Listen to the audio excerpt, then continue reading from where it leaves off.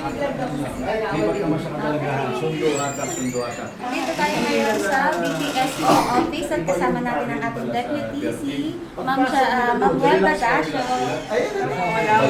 Ayan, ate. Meron kasi ako programa ngayon na isang tanong, isang sagot.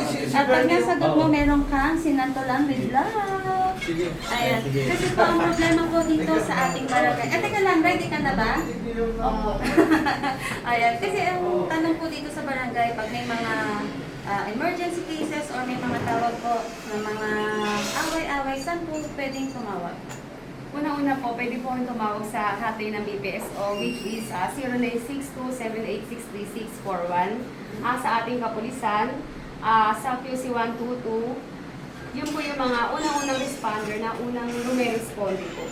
Okay, so napakadali. Tawag lang po kayo, lalo na po pag mayroong mga maingay po sa pag natutulog tayo sa gabi. Hanggang anong oras po ba ang curfew? Ang curfew hour po, hanggang 10 po. Hanggang 10? Yes po. So hanggang 10, bawal na silang mag-video okay, tama? Yes po. Before na dapat natin ano na yun, 9:30 po. Kumbaga, palugi na po yun. Okay. Consideration na lang. So ayan na, pag 9:30 na, patayin nyo na yung video Yes, po. okay nyo kasi madami nagtatrabaho sa umaga. Anyway, ma'am, pakiulit po ano po yung hotline ng ating barangay? 0962-786-3641 po. 3641. Okay, jot down your number and pag meron kayong problema, tawag na po kayo sa ating hotline.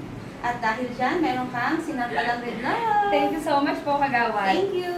Bye po.